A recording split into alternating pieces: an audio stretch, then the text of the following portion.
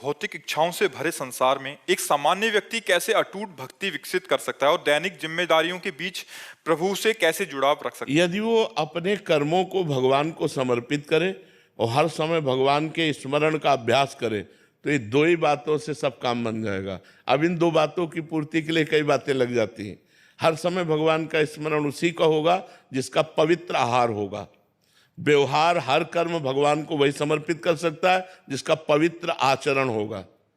आचरण पवित्र नहीं तो पाप कर्म भगवान को समर्पित नहीं किए जाते।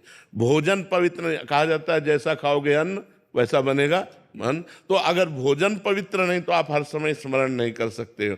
भोजन पवित्र करने के लिए धर्म की कमाई होनी चाहिए। धर्म से चलोगे और उससे जो पैसा आएगा, उससे जो भोजन करोगे, वो भोजन तुम्हारी भगवत स्मृति बढ़ाएगा।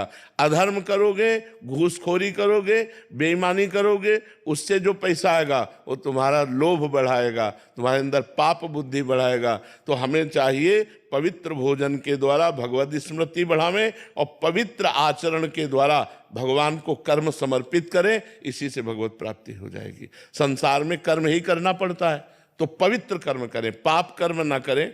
संसार में हमें भगवत स्मृति करना है, व्यापार नौकरी करते हुए, तो हमें अपनी बुद्धि पवित्र रखनी है। इसलिए हमें पवित्र आहार करना है, पवित्र पेय पीना है, जिससे हमारी बुद्धि पवित्र रहे। तो हम संसार में रहते हुए भी भक्त हैं।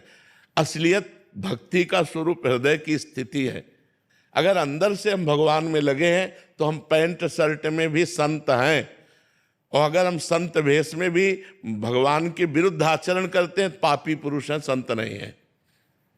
संत एक स्थिति होती है, संत एक अंदर की सद्गुण होते हैं। अगर वो नहीं तो बाहरी वेश तो फिर दंभ हो गया, ढकोसला हो गया, पाखंड हो गया। बाहरी वेश पुजवा कर रुपया ले सकते हैं, संसार के भोग ले सकते हैं, लेकिन भगवान को थोड़ी प्राप्त कर सकते हैं। तो हमारा अगर आंतरिक भाव हर कर्म भगवान को समर्पित करना और भगवत स्मरण करना, तो हम आधुनिक संसार के आधुनिक कार्य करते हुए भी भगवान को प्राप्त हो जाएंगे। विवेक मालवीय जी, प्रयागराज।